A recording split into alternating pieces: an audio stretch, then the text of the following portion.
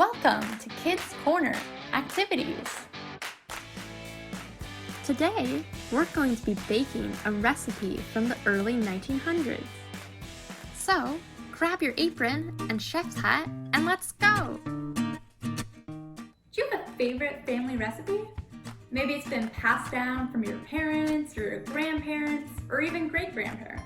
Today, we're going to be baking a recipe from the early 1900s. It's a proudly Canadian classic, butter tarts.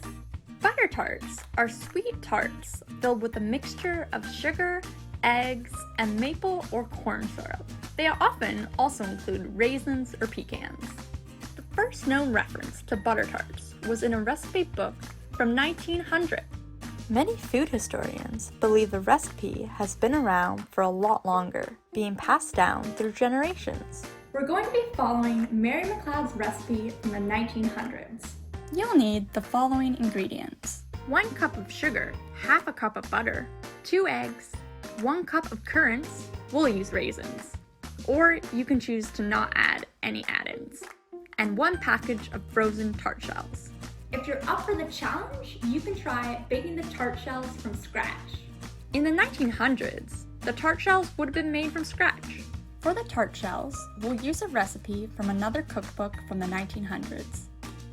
For the pastry, you'll need the following ingredients: 1 teaspoon of baking powder, 1 cup of flour, a pinch of salt, 2 tablespoons of lard or butter, and 1/4 cup of ice cold water.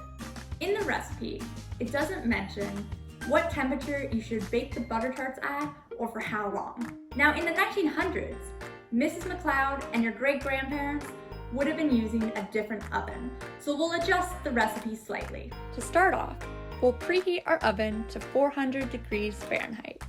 If you've decided to use the frozen tart shells, lay them out on a baking sheet before you start preparing your recipe. You can skip ahead to the filling section if you're using the frozen tart shells. For the pastry, mix 1 teaspoon of baking powder with 1 cup of flour. Add a pinch of salt. Then, mix the dry ingredients together. Add 2 tablespoons of lard or butter. Now, I'm choosing to use lard instead of butter, and that's just because I really want to replicate the recipe from the 1900s. But if you wish, feel free to use butter instead of lard if you don't have it. You may have to add more flour and lard or butter to your recipe depending on the size of your tart shell pan. I added 1/3 cup of flour and cut in another tablespoon of lard. Use a fork to cut in the lard or butter into the flour mixture. You can also use your hands to mix the ingredients together. The dough should look crumbly.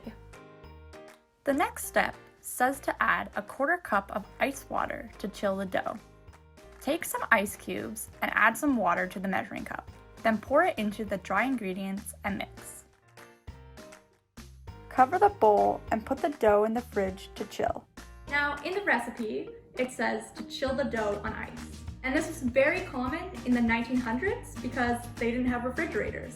But we're gonna adapt the recipe and put our dough in the refrigerator because this will be a lot quicker. For the filling, it says to use 1 cup of sugar. And it's really vague. It doesn't say what type of sugar to use. Often, a lot of recipes now use brown sugar, but in the 1900s, they wouldn't have used brown sugar. They most likely would have been using white sugar.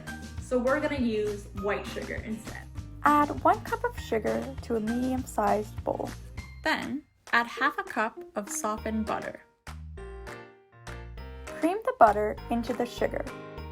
Again, I'm using a fork to replicate what would have been used in the 1900s.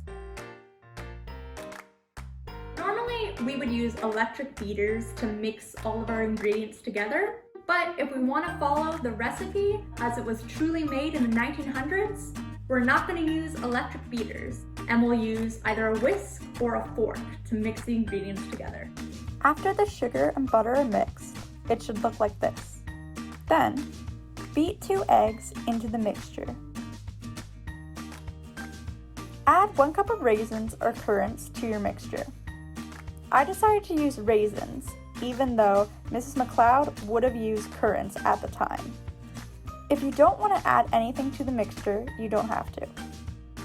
Now we're done the filling. Fill the frozen tart shells with 1 tablespoon to a tablespoon and a half of filling. Be careful not to fill the tart shells up all the way, as we don't want to overflow them when they bake. Now the butter tarts are ready for the oven.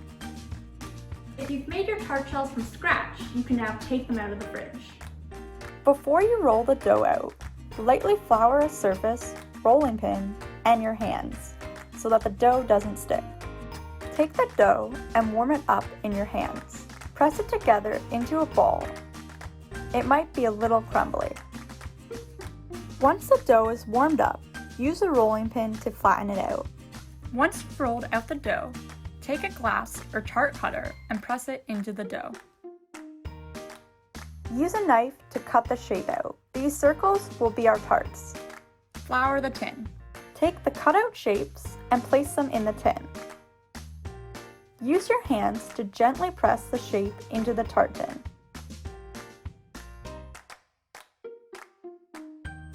Then, fill the tart shells with a tablespoon to a tablespoon and a half of filling. Put the tart shells in the oven for 8 to 10 minutes until the shells are golden brown. Enjoy your butter tarts!